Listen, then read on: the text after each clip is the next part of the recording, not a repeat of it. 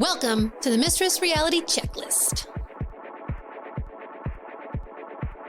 So it turns out the person you've been dating is married. What do? Well, rule number one is you run like hell. But if it's too late and you are already invested, then you should give yourself a reality check and pay attention to my list of rules. I cultivated these rules after watching countless women get dragged through the mud after they either came forward as the mistress or were outed as the mistress. And while this podcast is not designed to create a mistress or tell you how to be a better one, it is here to empower any person who, while they may have lost control of their heart, they can still be in control of their head. Hi, everybody. I am Christine Pfeiffer-Stocky along with Dan Stocky. And welcome to the Mistress Reality Checklist, where we give out good advice based on relationships that were a bad idea. How are you today, Dan? I'm doing very well. Thank you very much. How are you? I'm good. Are you ready to dive into our next tale? I'm ready to dive into whatever you're going to throw at me. Okay. So before we start the show, the broadcast, the episode, I always like to talk about this is not a how to become a mistress. This is not about how to become the other person in a relationship. This is not about, hey, he's married. I'm going to work my way into his life and make a bunch of money and be a kept woman. Because as you will find out in the majority of these stories, they go wrong. So what this show is designed to do is for people, whether you're a woman or a man in a partnership, sometimes, and if especially that partnership is one-sided, you make sure to look out for yourself, to watch out for yourself in case things go bad. So, like I said, I start every episode kind of doing that little shtick and that spiel because it's a fine shtick. It's truly what I believe. This is not about, go hang out in the Delta Sky Lounge and see if you can find a rich businessman who's traveling. And it's like, ew, that sounds gross. But it's also a solid idea. But anyway, so this is about making sure that you're taken care of in more ways than one when it comes to affairs of the heart. All right. So without further ado, let's talk about a woman by the name of Patricia Shannon Baker. Patricia Shannon Baker. I stumbled over her name a little bit because she is pretty much known as Pat, but well, it's also hard to say. Patricia Shannon Baker. So Pat, and Pat. So we're going to call her Pat. We're going to call her Pat. Okay, Pat is her name. And we'll get into this a little bit too, but she's more often referred to as Pat Shannon, but I have my theories on that, but we'll get to that in a minute. And Pat Shannon was the mistress of Charles Kurault. Charles Kurault? Okay, so now for those of you that are unfamiliar with who Charles Kurault is, or was, I should say, he was basically a beloved journalist, worked decades for CBS News. He was like Sunday Morning, He was CBS Sunday Morning. He was on the road with Charles Kurault. He did slice of life stories. The best way I could describe him is that if you're a fan of the Today Show, he's basically what Al Roker is now. Beloved, perfect, Al Roker. You're putting him on par with Al. At the time. I'm going to agree with you. I remember Charles Kurault fondly, actually. Yes. He was, he did those shows about Americana and, hey, I'm going to go out to these strange, small little towns and show you what life is like. And find the stories. He did. He was beloved. He was a brilliant journalist, and we're going to dive into it. And I'm calling this episode, I've got two titles. I'm not sure which one I really like better, but I can judge. This episode is called Home is Where the Heart Is, and can also be found on the road. Is that one title or is that the two of them? That's the one title because On the Road with Charles Kurault is where he found.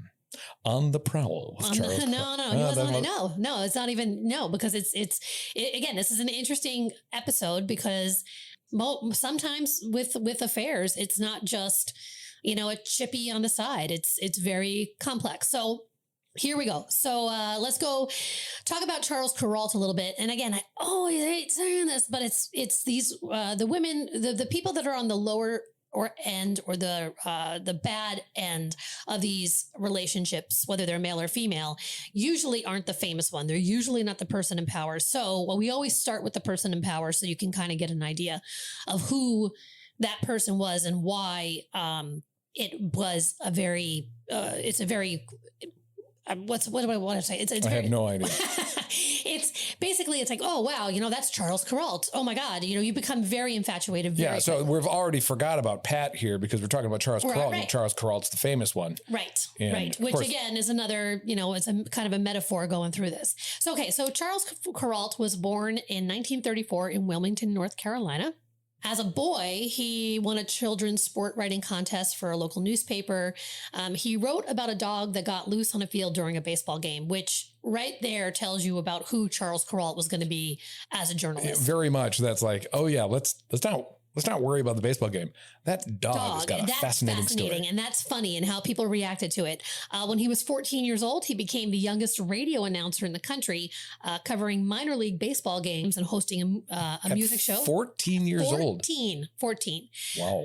He went to the University of North Carolina. He was the editor of the Daily Tar Heel, as well as the host of a radio show at college. And then during the school year, and then he worked at a local TV station in the summer. So he was a journalist from basically. He was born a journalist. He had a microphone in his hand. Yeah, wow. A microphone, a pad, and a pen, right?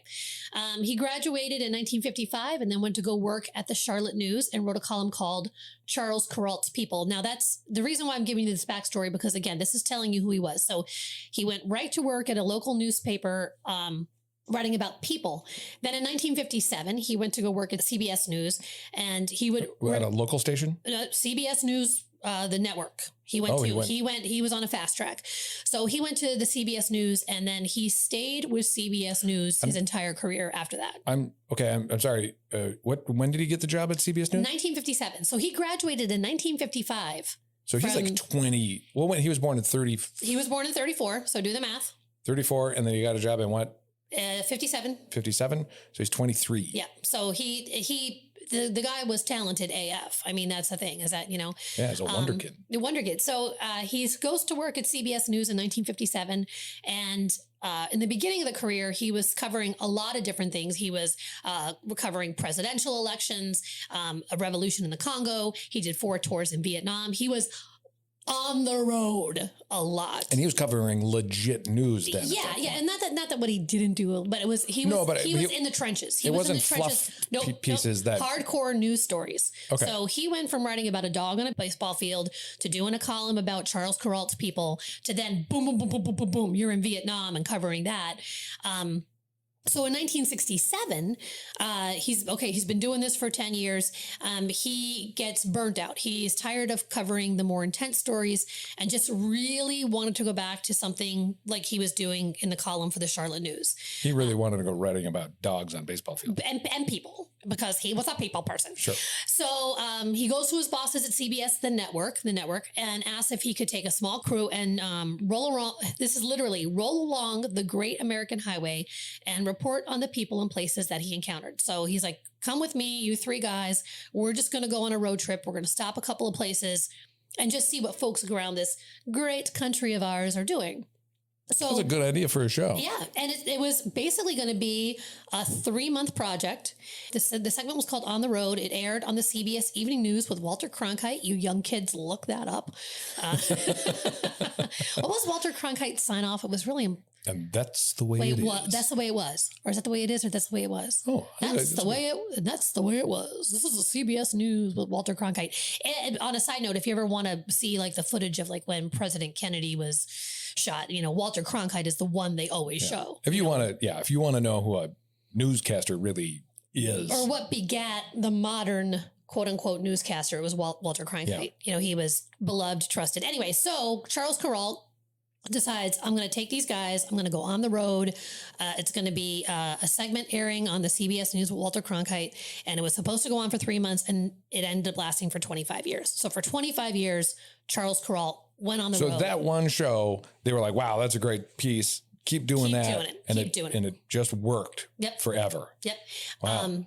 So nice work, Charles Kurault. So one of the stories, now here comes Pat Shannon Baker. So one of the stories Charles covered was about a young divorced mother of 3 living in Reno, Nevada. And this woman wanted to make a difference. And this woman was Pat Shannon Baker, and she would become Charles Kurault's mistress. So she was originally a subject of a story that aired and everything. So let's talk about how Pat became the subject of a on the road segment. So Pat's divorced mother of 3. Now, this goes back to my theory about why she was Pat Shannon Baker and then Pat Shannon. I'm sure her married name was Baker, and she kept that name because her kids were little. Her 3 kids were little. So if I refer to her as Pat Shannon or Pat Shannon Baker, now you know why. Another interesting thing in doing these stories is that a lot of times you don't find out as much as you want to about the mistress. And so it's basically like I like to give them an identity or a face.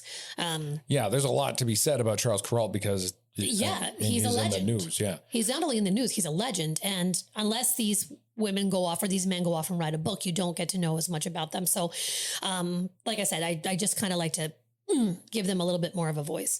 So Pat's living in Reno, Nevada, and every morning on her commute to work, she worked at a power company. She would pass by this vacant lot in this desolate neighborhood, and she would drive by it every day and just say, wow, what can I do with this? How can I make a difference in this community?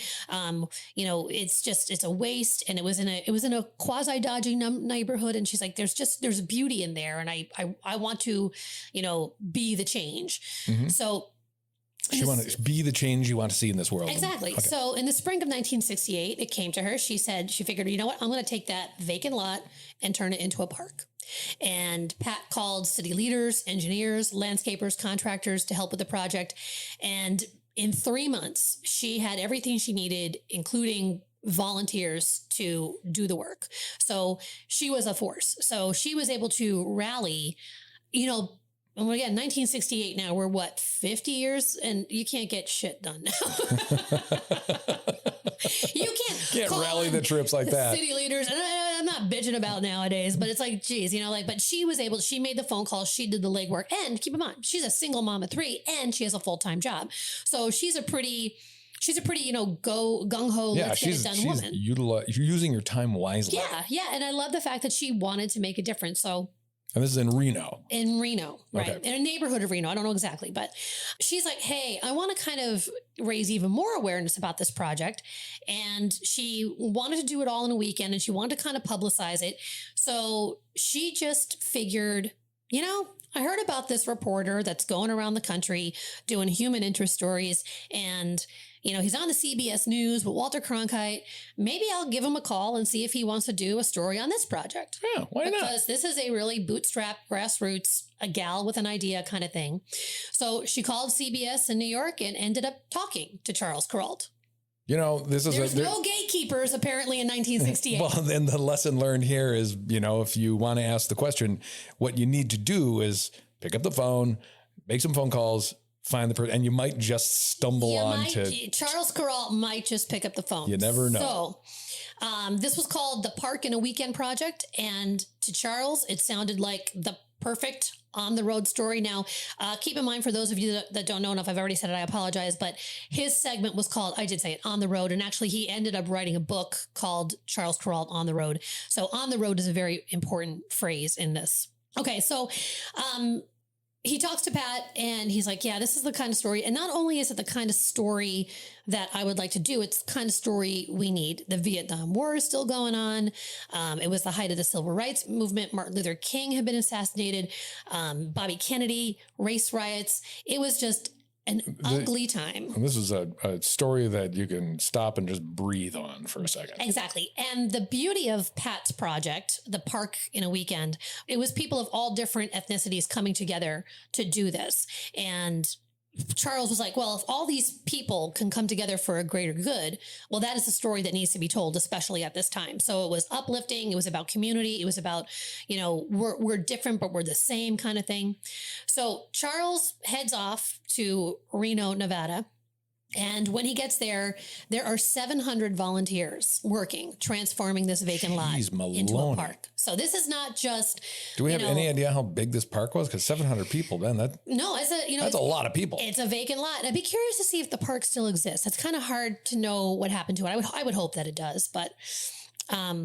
So Charles is doing this report, and if you guys ever have a chance to look up Charles Kurault on the YouTubes or whatever, he has this voice that is just soothing and just. I would try to do my impersonation, but I can't. You won't. He has a little bit of a North Carolina drawl in him, but it's not. It's just so perfect.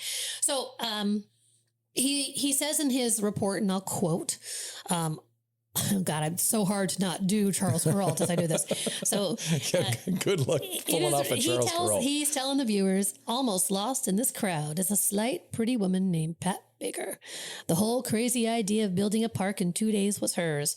Her idea became everybody's idea, and Pat Baker is watching her dream happen out here in the sun. Well. A slight, pretty woman. A slight, pretty woman. Charles has already got the hots for her. Yeah. So that night, he does the story. He interviews Pat, talks to Pat, and that night Charles invites her to dinner. She accepts. Probably like, oh, well, he did a story on me. Let's just continue chit-chatting, just let's go out for a meal. I don't think she thought there was anything weird going on. And I'm not saying that Charles maybe had other ideas, but she was a slight, pretty woman, he noticed. Just saying. He picks her up and he arrives at her door with 3 dozen red roses. All right. So Charles did have some. Well, is it still a professional courtesy or is it romance? I don't know. 3 dozen red roses. That's a lot of roses. Okay. So then Pat and Charles are going to leave. But before they do, she introduces Charles to her 3 children, Kathleen, JR, and Shannon, 13, 11, and 9, respectively. So just to kind of give you an idea, we're in 1968. So those 13, kids are born in 50s, Okay. So this becomes important down the road. Charles even meets Pat's mother, who was there to babysit. So Charles meets the whole family, basically. So Pat and Charles go out to dinner. They spent the entire night in the his hotel lobby talking about their lives. She was 34 at the time. She was from San Diego, the daughter of an auto body worker. Do we know how old he was at this point? He was 33. Oh, okay. So he was born and raised in Wilmington, North Carolina. He was the son of a school teacher and a social worker. She worked in public relations. He was a journalist. She had been divorced for 5 years. He had been married for 6. Wait a minute. He had still married, right? Yeah. Oh, well, there you go. So, whoa. There are a lot of parallels in their lives until you get to that one. Yeah. So, whoa, married. He had been married to his second wife at that point for 6 years. Whoa, he had a wife before that? Well, yeah, that one ended in a divorce. And in a divorce, his first wife, he and his first wife had 2 daughters. So he was young when he married his first wife. It didn't last very long. And then he married his second wife in 1962. And they had no children, just to kind of, Okay. But anyway, at that time in 1968, Charles Kurault was married to Suzanne Petey Baird. Is that a Petey Dash Baird or is it? Her nickname was Petey. Oh, her nickname was Petey. So okay. Yeah. So if you hear him referred to Petey, that's Charles Kurault's second wife. The one that he's presently married to, right? Okay. The other one, they had been divorced, amicable, no problem. So now here is where, going forward, it worked to be Charles Kurault on the road. Because prior to marrying Petey, Petey was, she was a secretary for someone at CBS News. So he knew her through the office, so to speak. They dated, Sure. She did not work for him. Let's just say that. So it wasn't a case of that, just to be clear. So prior to marrying Petey, Charles wanted her to know that, hey, I travel a lot. Okay. I travel a lot. Yeah. Charles Kurault on the road. He was on the road all the time. A lot. So, and this is taken from Charles's memoir, A Life on the Road. The conversation went like this. Charles, I warned her I'll be traveling all the time.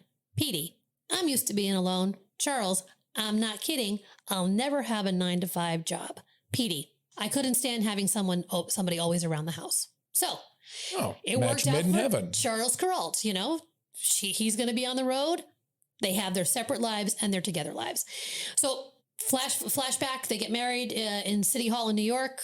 Ceremony took all of a minute. They set up their home base in New York City. Boom, there it is. Right off the bat, let's call it a first date because we've already established now that it's probably not a professional courtesy between the roses and the deep conversation and all that Charles is obviously smitten.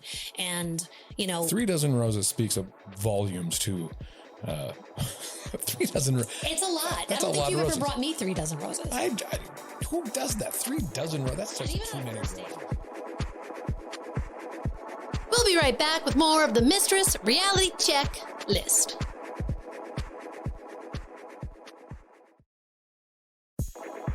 Welcome back to the Mistress Reality Check List. Charles is obviously smitten, and, you know, 3 dozen roses speaks of volumes too. 3 dozen. It's a lot. That's I don't think you ever roses. Brought me 3 dozen roses. Who does that? 3 dozen roses. That's just too many roses. Date. On a first date, that's almost desperate. No, he's Charles Kurault. He's not desperate. Well, I suppose, you know, he's Charles Kurault, but still 3 dozen roses. That's just. It's too many. You build up to 3 dozen roses. We're getting off track here. So anyway, so there it is right off the bat. Pat's like, oh, okay, you're married. 2 daughters from a previous marriage. But Pat fell in love with him or was smitten with him as well and fell in love with him right then and there because all of that was enough to overcome in her head. Oh shit, he's already married. You know, I should turn and walk away. Because after that night, Pat and Charles ended up having an affair that would last for over 2 decades. Let me do the math. Almost 3 decades. Yeah. Charles was traveling all the time, you know, and Petey. Did he give the same sort of caveat to Pat? Like, hey, I'm going to be on the road all the time. Pat knew that and she was okay because Pat knew that she would never have him full time because he had Petey and his 2 daughters on the other side of the country. So she was clear on that. She was 100% clear. She was 100% clear that, you know, he's married, he's got a wife and a whole nother life.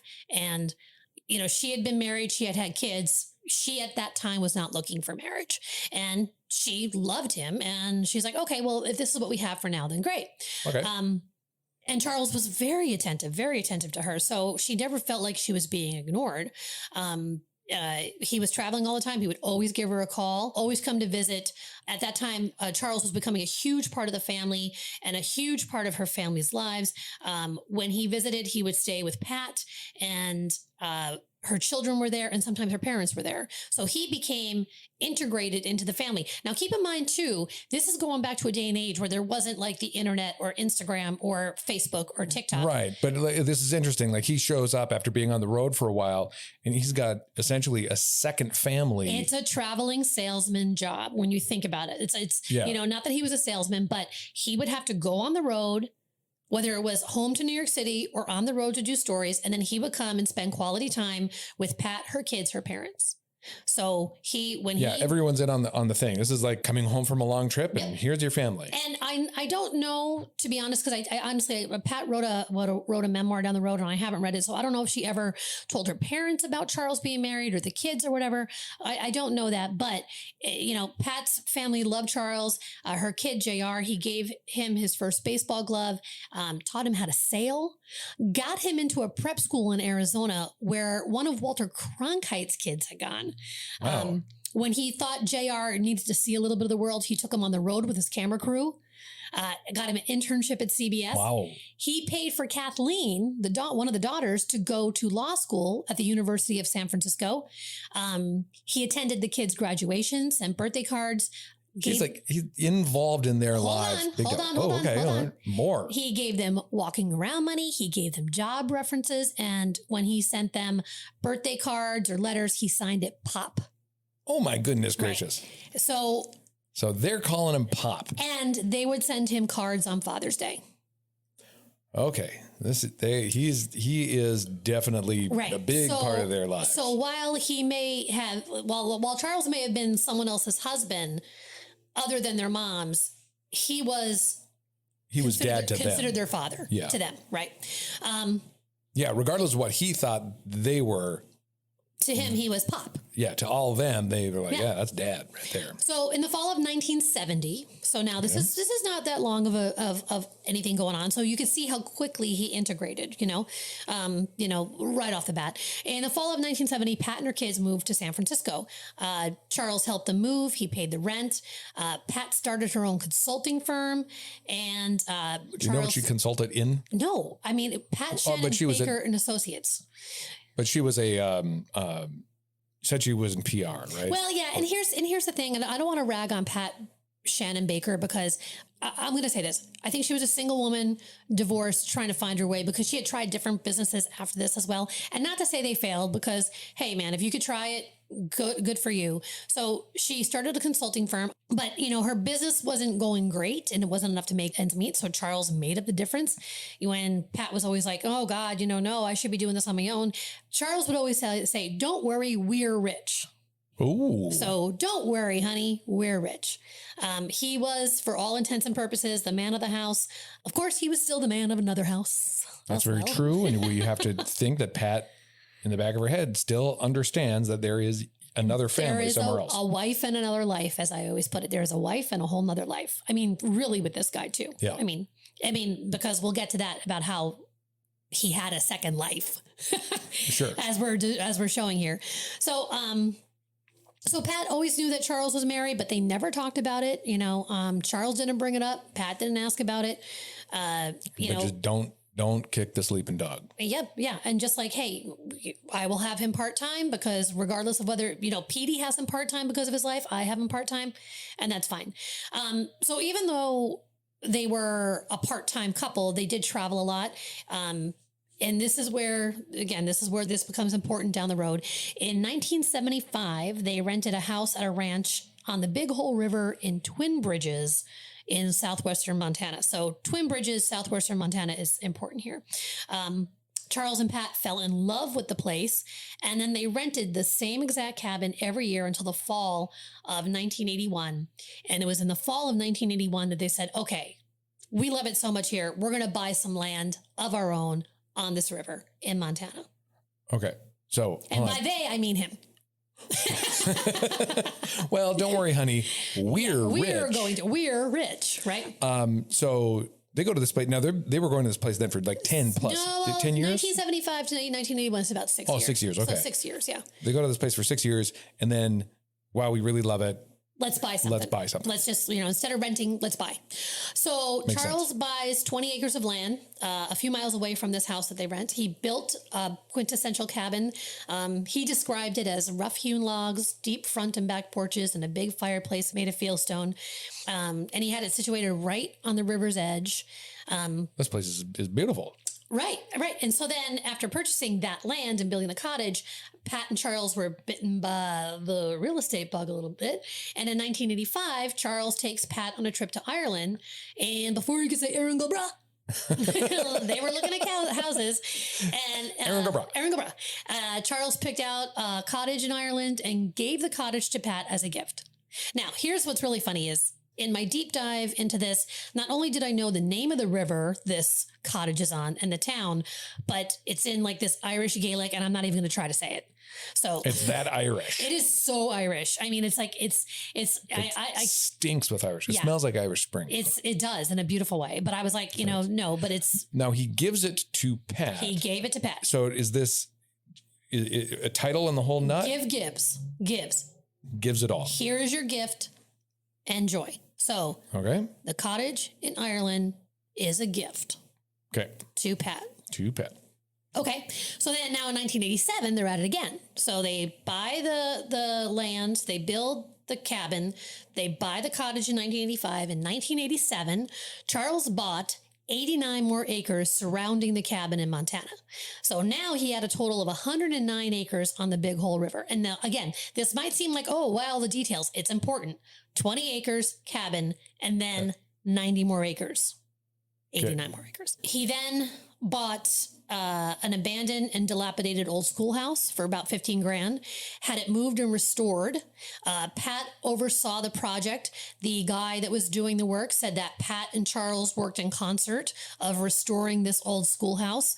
And it cost about $180,000 to restore this schoolhouse on their move it, restore it. Yeah. This all sounds like so much stuff to do together as a team. As a couple. Let's not call it a team. They're a couple. Right. And Charles, he loved his life in New York City. He loved Montana. So Montana, it's like, it's like his two, I don't even want to say personalities, because he wasn't one way with Petey and one way with Pat. It was just like he had a life in Montana that was like the cabin, the river, the fly fishing. It also had a special place in his heart, I believe, for his dad. So he had like this pull to Montana that was beyond just his life with Pat. And then he had this pull to New York City that was with Petey. So hold on for a second. Then you say that his father had come out to the Big Hole River? No, his father loved Montana. Okay. So it reminded him of his dad, and just like, and he was very close to his dad. So at the time, so they're restoring it, but at this time, Pat is living full time in San Francisco, as we talked about. Mm-hmm. But now she's starting to get a little bit restless. So if, again, we do the math here, and I don't want to be a hater, but we're 20 years into the relationship. We're 1987, call it 20 for ease of math. Okay. Her kids are grown. Okay. Yeah. So the youngest would be like 29. Right. She's a little bit of an empty nester.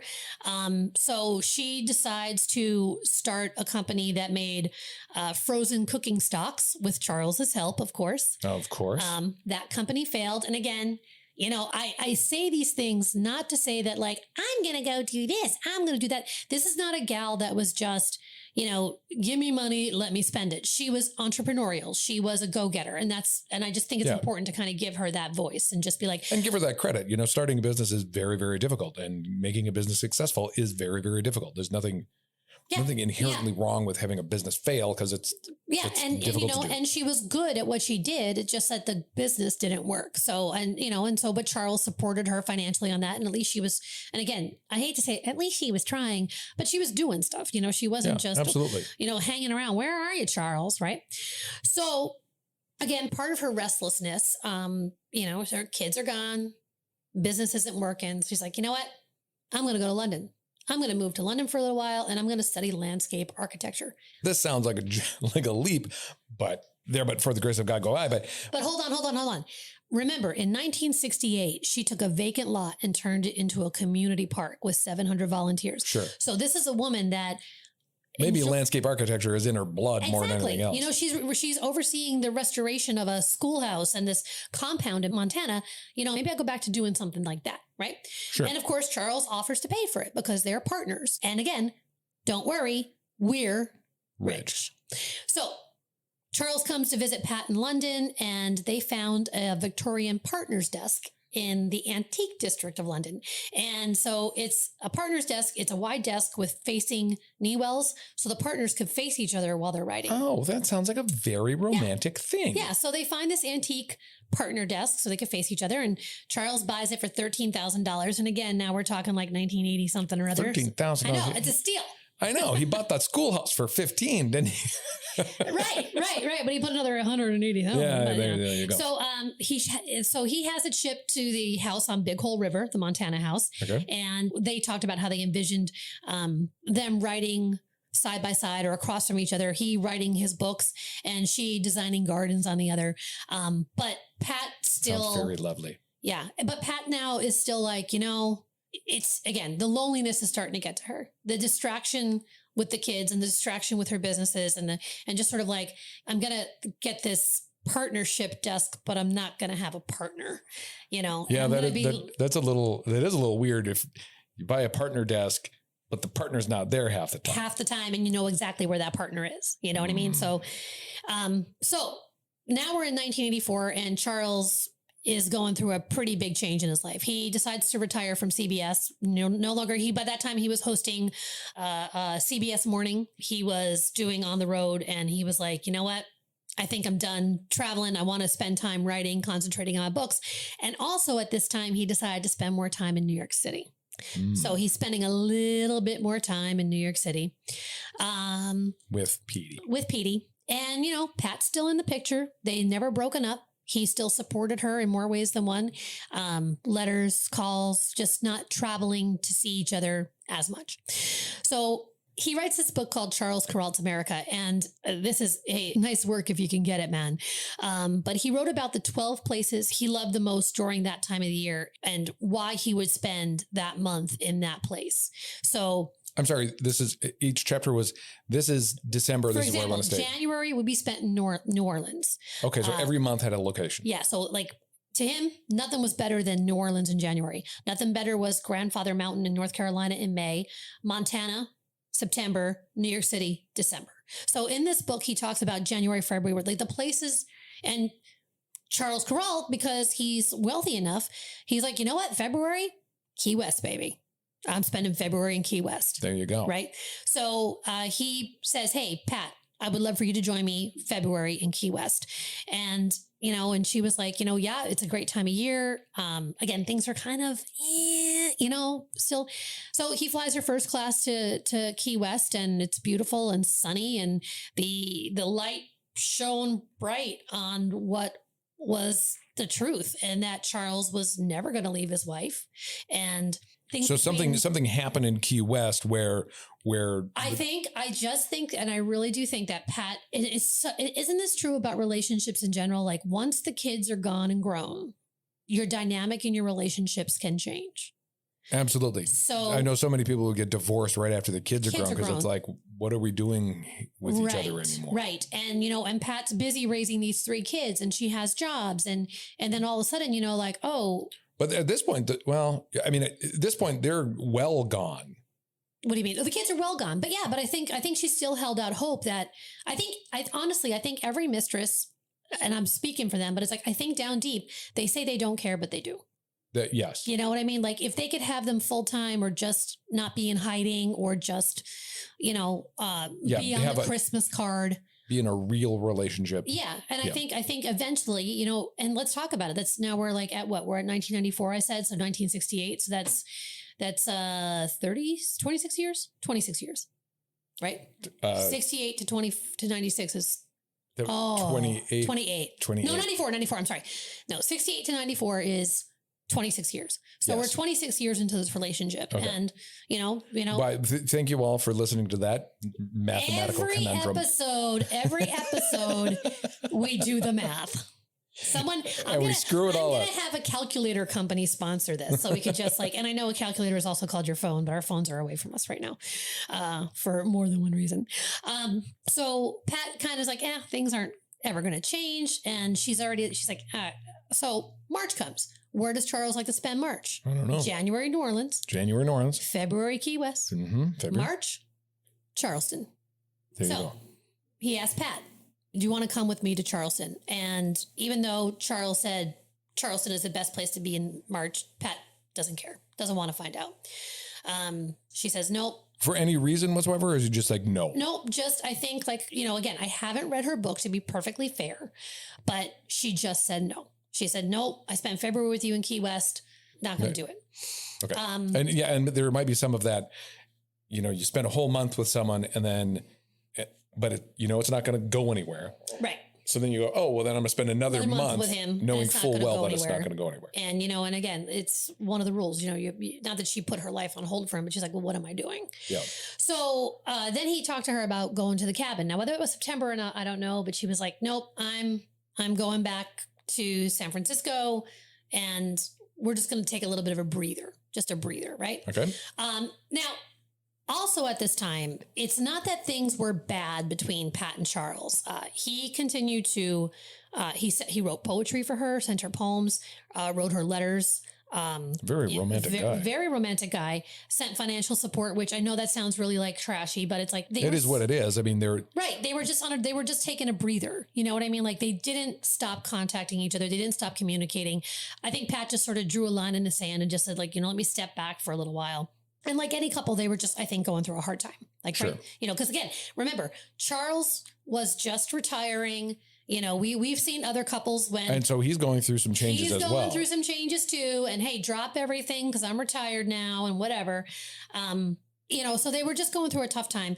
And then I got this quote directly from Pat later. She would say, whenever they were going through a hard time and Pat wanted to end it or thought it should end, this is the quote, Charles said he thought we had too much invested to just toss it aside and was eager, as I generally was, to have reconciliations.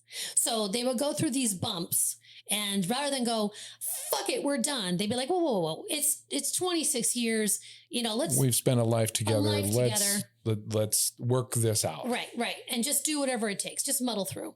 And like I said, Pat never forced the idea of marriage on him, but I think at a certain point she was like, okay, I'm tired of being number two. Yeah.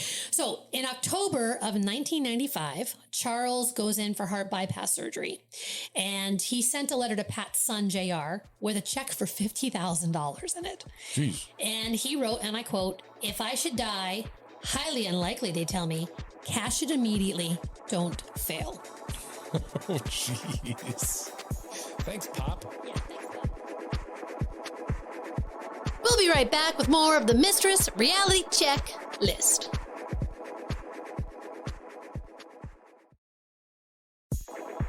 Welcome back to the Mistress Reality Check List. And he sent a letter to Pat's son, JR, with a check for $50,000 in it. Jeez. And he wrote, and I quote, "If I should die, highly unlikely, they tell me, cash it immediately, don't fail." Oh, jeez. Thanks, Pop. Yeah, thanks, Pop. So that alone, and again, this is just my opinion, Charles is, kind of thinking about, okay, whenever you have surgery in a major procedure like that, you realize your own mortality. Yeah. And then you better cover your bases, the bases that you think are important to cover. And let's do the math again here. He was born in 34. This is 95. So he's 61. Did we get that right off the bat? Yeah, you did. So he's 61. So, at 61, you still got a lot of living to do, but you just had heart bypass surgery. So in April of 1997, he handed over the warranty deed for the Montana cabin and the 20 acres to Pat. Now the cabin and the 20 acres. Cabin and the first 20 acres. Okay. Just to refresh, not the 89/90, not the schoolhouse, but boom, Pat, here you go. I had a near-death experience. The cabin, the 20 acres are yours. You get the deed, right? Okay. Charles wanted to deed over the rest of the land, but Pat said, no, let's wait. And personally, I think Pat, it almost becomes too real. Like, you're not going to die. Don't do that. You're not going to die. Yeah. Yeah. Sort of like don't say that. Yeah. Don't. We've got a long time to live together. We have a long time. And thank you for giving me the cottage and the desk and all that. You got through the surgery. You're fine. So she was going to spend the summer in Ireland. And again, this is in the cottage her gifted cottage. Yes. So in April of 1997, she gets deeded over the 20 acres of the cabin, and then she's going to go spend the summer in Ireland. Mm-hmm. And she said that, hey, I'll be back in September, and we're going to meet up in Montana like we always do in the fall, every September, your favorite place in the world in September. And she wrote to Charles, quote, "God willing, I will see you in the fall." Now those plans don't work out. Spoiler alert. So he hands over this deed. And again, I'm going through the dates again because it's all important. April of 1997. We're talking spring, late spring. He is not feeling well. So because he just had, he had the bypass surgery in October of 1995. So it was about 18 months. Okay. 18 months, but he's not feeling well. So he's 18 months after the surgery. And he ends up in the hospital. And on June 18th of what year is it? 1997, Charles wrote to Pat, "Something is terribly wrong with me." Oh, no. And included in that letter was a check for $8,000 and another one for $9,000. Were there any instructions? Nope. No. Well, if I should die, hold on. Cash this one. I'll put it this way. Let's just put it this way. Something is terribly wrong with me. ... And I'll tell you what the ... was in a little bit. So Pat gets the letter in Ireland. And again, there's no email and all that kind of stuff. She gets the letter from Charles. And via post. And keep in mind, her kids don't necessarily know. It's not like Charles called them. Like right now, he's in New York with PD and, Sure. So Pat gets this letter and she calls JR and JR calls Petey and, just says, hey, I'm a friend of Charles. Is everything okay? And Petey doesn't know who JR is in the respect of, who he is. Who the hell? But she's like, yeah, it's not great, but it's not bad either. We think we're going to be fine. So Pat was being sneaky is what that was. Well, yeah, she was like, hey, can someone check on Charles for me? Yeah. She can't call as the other woman and check in on him. So on June 18th, Charles writes the letter. She gets the letter, and again, the letter was mailed to Ireland. So let's say it took a week to get there. Let's call it June 25th-ish, right? Okay. So she gets the letter. She's hysterical. And she's like, tell me, is everything going to be okay? And sadly, everything wasn't okay because Charles Kurault passed away on July 4th, 1997 of heart failure. So within, 18th, 12 days, 2 weeks. You're asking me to do math again. Right. 2 weeks basically after writing this letter, he passes away. Boom. Pat's devastated. The whole family's devastated. Again, he had this bypass surgery. He didn't lead a particularly healthy life. He was diagnosed with lupus right around this time as well.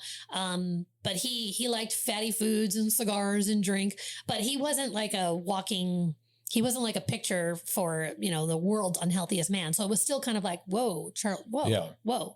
So his health was complicated. So more than 1,600 people came to the memorial to pay their respects to this very famous guy. He had made friends all over the nation, I'm sure. He literally had family and friends and fans from across the country, from on the road segments, people that he covered, people that he met along the way, people from where he grew up from. I believe that when he died, CBS received like over 1,000 sympathy cards of just like, this is how beloved this man was as a person in their living room all the time.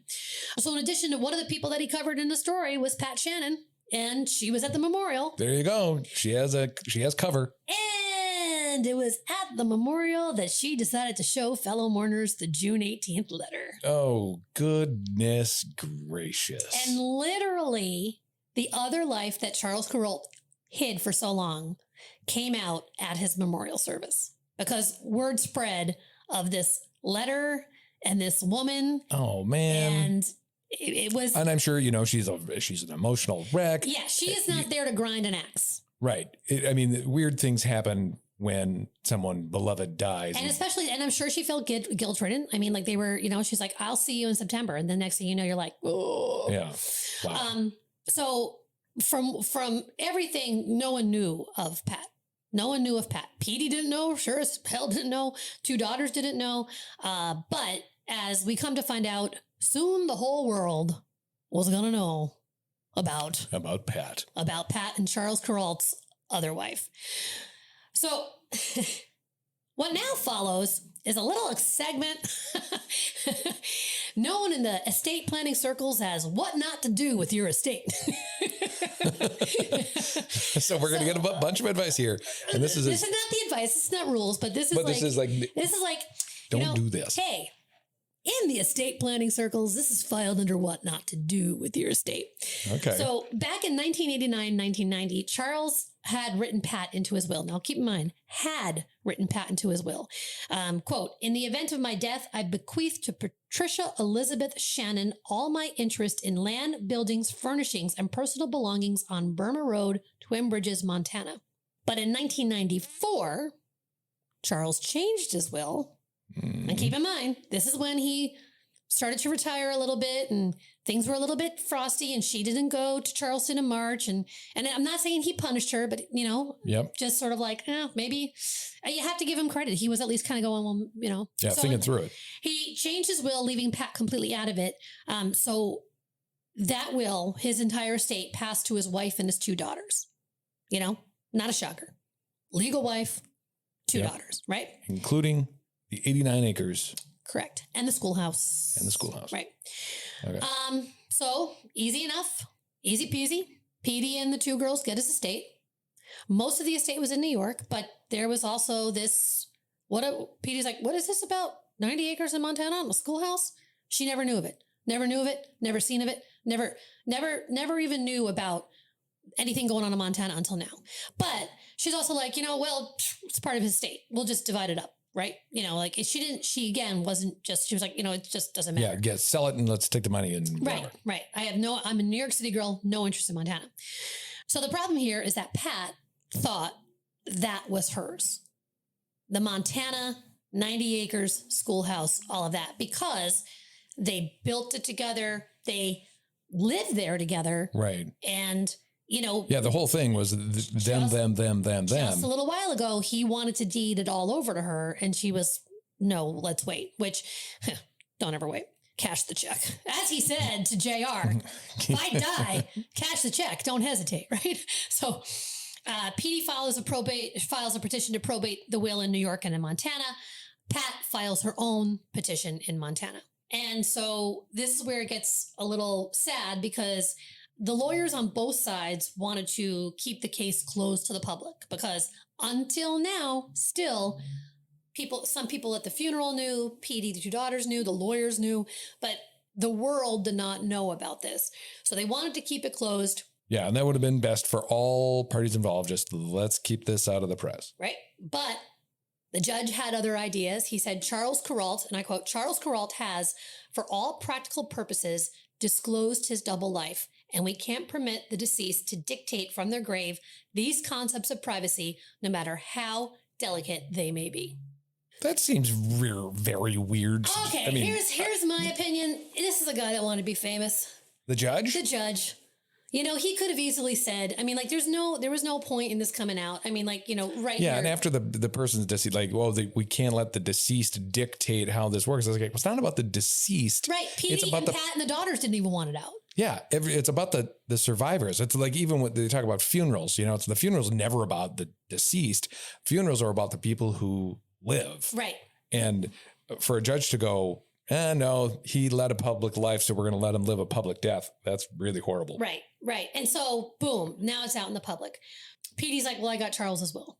Nowhere in here does it say anything about Pat Shannon Baker, Patricia Elizabeth Shannon, nothing, right? But Pat had an ace up her sleeve. So let's talk about that letter she received right before he died, the June 18th letter, right? Okay. Yep. The one that started, something is terribly wrong with me. ... Ellipsis. So here's the letter. And I quote, Dear Pat, something is terribly wrong with me and they can't figure out what. After CAT scans and a variety of cardiograms, they agree it is not lung cancer or heart trouble or blood clots. So they're putting me in the hospital today to concentrate on infectious diseases. I am getting worse, barely able to get out of bed, but still have high hopes for recovery. If only I could get a diagnosis. Curiouser and curiouser. I'll keep you informed. I'll have my lawyers visit the hospital to be sure you inherit the rest of the place in Montana. If it comes to that. I send love to you and Shannon. Hope things are better there. Love, C. Ooh, dun, dun, dun. I'll keep you informed. I'll have the lawyers visit the hospital to be sure you inherit the rest of the place in Montana. If it comes to that. I take it he didn't talk to the lawyers. Well, he was pretty sick. So. Yeah, infectious diseases, never a good thing. So in court, in probate court, Pat brings forth mountains of evidence of Charles's other family, letters, photographs, mementos, showing that, they lived a life as close as a family can be without it being legal. And as, no one truly, has a definition on, Right. Pat testified, Mr. Kurault and I lived a life, and perhaps it was not a life you approve of, but it was a life together. So after all that, it was still about the letter. The letter he wrote to Pat 16 days before he died. Oh, I have it in my notes. 16 days before he died. Oh, sure. You're having us do all this math, and there it is. It still keeps your brain strong. So the attorney... My brain's strong. The attorney for PD claimed the letter merely expressed an intent to make a will, but it wasn't a will. It was a letter. Boom, and that was that. And the court agreed. The court agreed, that's not a will. That's just a letter. PD wins. Yikes. Well, note to self. No, because Pat appeals. Now remember, Pat is tenacious AF. Oh, yeah. She'll dig her claws in, all right. She is not one. She is a go-getter, right? You can appeal that kind of decision. Right. I guess I had no idea. So this is so then in 1998, the court agrees. And then sadly in 1999, PD passes away. But but Pat is still contesting this will, the land. And to be honest, to Pat's credit somewhat, she wasn't going after anything else on the estate, just what they built together in Montana. Yeah, this is just really about the 89 acres, right? Yep. And the schoolhouse and the partner desk. Okay, so in court, Pat testified in the appeals court. She testifies, I considered, and I think he considered, and I know the children considered that we were a family. I always thought of it as ours. Charles always thought of it as ours. So in 2000, it goes to the Montana Supreme Court and it overturned the ruling. Ooh. It found the letter to be valid counsel or a supplement to his will. Interesting. She got the schoolhouse, she got the cabin, she got all the acres, and she kept the cottage in Ireland, even though that wasn't contested, but that's what she got. So then this is where, again, like what not to do with an estate. This is just one of the worst, and it's on subject, but not on subject. Then from the grave, Charles almost adds insult and injury to his estate because the 1994 will stated that all the estate and inheritance taxes should be paid by the estate. So wait a minute. What does that mean then? Who's paying the taxes? Petey? Well, the two daughters. The two daughters now. So this was interesting too. It should be noted that neither Montana nor New York, where the Kuraults lived, are community property states. If they were, it would be clear that Kurault was giving not only his own assets, but also his wife's to his mistress. Okay, if it was community property, he would have been giving away his wife's stuff to his mistress. Right. But because it's not community property, he could give away whatever he wants. He has absolute authority to hand over whatever he wants to whomever he wants. Yes. Okay. So then in his will, he says that all estate and inheritance taxes should be paid by the estate. Now, going back to like when Jackie Kennedy died and they had that big auction and people were like, oh, they're auctioning off Jackie Kennedy's stuff. It's because the kids couldn't pay the estate taxes. Right. Because they inherited all this stuff. And they're like, well, shit, we gotta come up with some cash. So, wait, cash. So, but the estate then, I mean, wouldn't the 89 acres be part of the estate? But hold on. Okay, hold on. So Charles clearly said in his will that he wanted his estate to pay the taxes rather than those that he bequeathed property to. So the estate had to cover the taxes. So he cut the property part right out. Right. Oh my goodness gracious. So basically, to nutshell this down, he gave a bunch of stuff to his mistress. His real family never knew about. And then they ended up paying $350,000 in estate taxes to cover Pat's stuff that was given to her. Wow. And that's not, by the way, that's not the mistress's fault at all. Nope. Again, this is why I go back to when you're going to plan an estate, make sure, and maybe Charles didn't know that, but he should have talked to someone and said, we got lawyers on speed dial, apparently. I mean, and this is about the mistresses and covering their own asses. But boy, from the mister's point of view. Yeah. And estate taxes are fucked up. That's part of the thing. But I mean, you got to cover everyone involved here. I mean, this is Charles Kurault just really screwing the pooch on everyone. Yeah. So basically, Pat gets everything free and clear, but because it was inherited by the estate, they have to pay the taxes on it. Right. So it's lawyers. Am I right? So after the judgment, Pat's she's got her entire property, all of it in Montana. She's got the cottage in Ireland. She releases a statement through her attorney. I hope the wounds of these past months can begin to be healed. And we can now celebrate Charles's life the way he would have wanted us to do. Yeah. And if it would have been a lot easier had the judge said, this is not going to be a public thing. Right. So it's all out there. But then, so this is where Pat Shannon returns to her life in Montana. She's out of the spotlight until she goes on Larry King. Oh, for crying out loud. 2001. So in 2001, she goes on Larry King. And during the interview, Pat said she didn't like to hear words. This is why I wanted to include this. During the interview, she says she doesn't like to hear words such as other woman and mistress applied to her. And this is, again, I think really, really important when you're talking about a long-term couple that were committed to each other and built a life together. And this is the danger of being a mistress in a long-term relationship like this. Right. And so she said, I never thought of myself as the other woman. And then King said, you weren't a mistress? And then she said, oh no. In fact, I think that's an antiquated word. And I don't know any American woman that fits that category today because that implies submissiveness in an unequal relationship. And American women are just too feisty. Okay, I can see where she's coming from. Well, she's trying to change her narrative. In a way. Well, she's you can't call yourself another wife. You can't call yourself, technically you're the other woman, you're the mistress. Right. But I mean, what she's legally, what she's trying to say is if a guy's going to have a relationship with another person, with another woman, and they have this long-term relationship, that isn't a mistress. That's a relationship. Like, and that's what she's saying. But I know, but this is semantics. Right. I get it because I think she's wrong, but I get legally where she's coming from, which is, what is exactly marriage? Right. And this is just off track, but on track. But you look at like someone like Goldie Hawn and Kurt Russell who've been together for decades, and they are just as married. They are just as husband and wife. So what is the definition of a relationship? Was Charles Kurault ahead of his time in having this type of relationship? Right. I mean, the only problem is that he married the one and didn't marry the other. And kept it all secret. Until his will. And screwed up his will. So we're going to wrap this up by saying that Pat appeared on Larry King to promote her book, Charles and Me. Mm-hmm. Which I like I said, I kind of give her credit because maybe by that time, I'm sure I know she had been on the tabloids as the secret other woman that, and remember Petey died in 1999 and she's still fighting and just screwing over the widow and kicking her. So she wrote this book, and I'm going to assume that it wasn't at the partner's desk. Boom!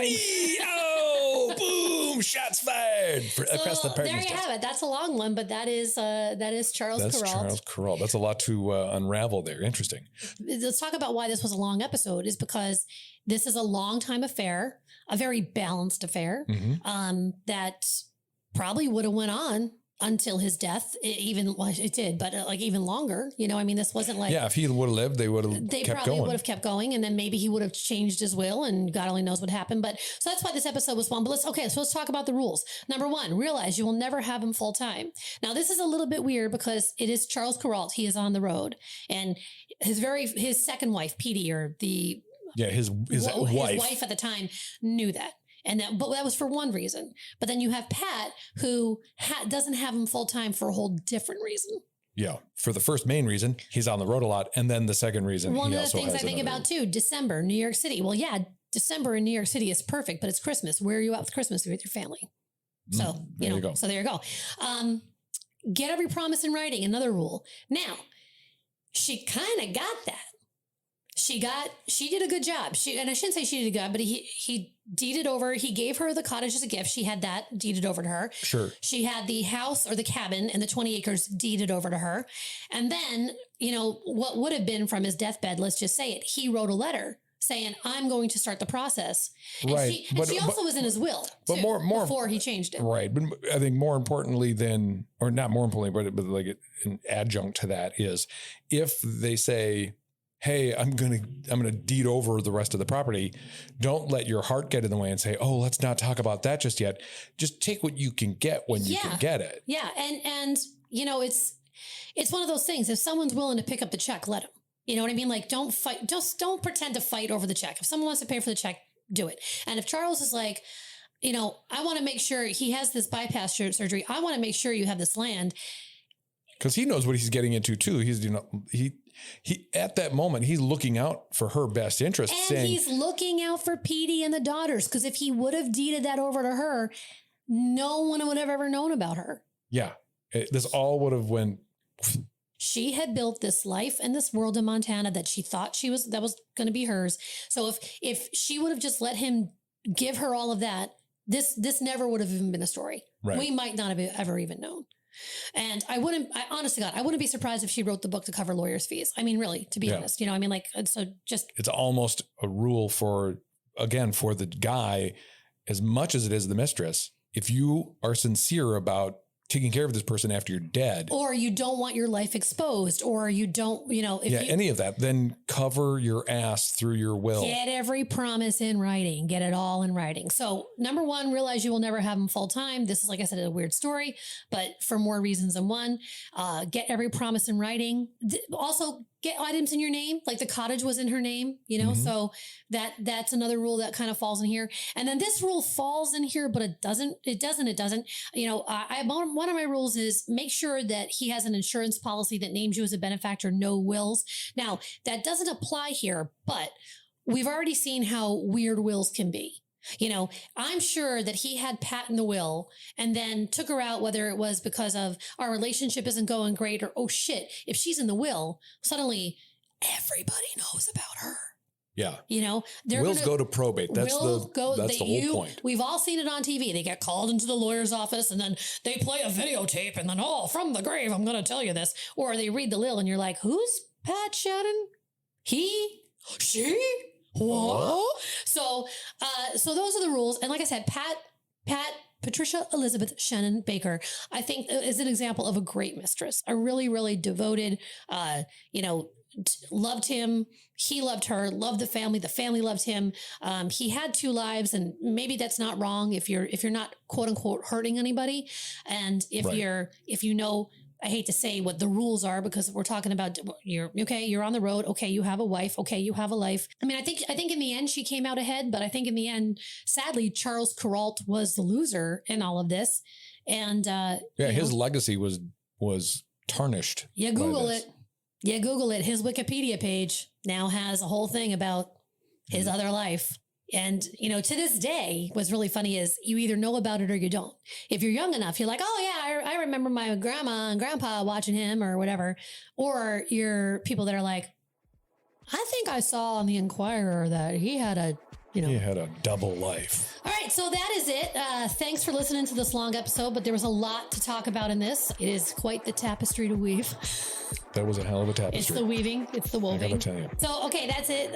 So I am Christine Pfeiffer-Stocky along with Dan Stocky. And thanks for listening to the Mistress Reality Checklist. And remember, even though it's not a smart idea to stay with a married man, you can at least be smart about it. Until next time. Bye. Bye. Thank you for listening to the Mistress Reality Checklist. The Mistress Reality Checklist is produced by This Never Happened and recorded in beautiful downtown Duluth, Minnesota.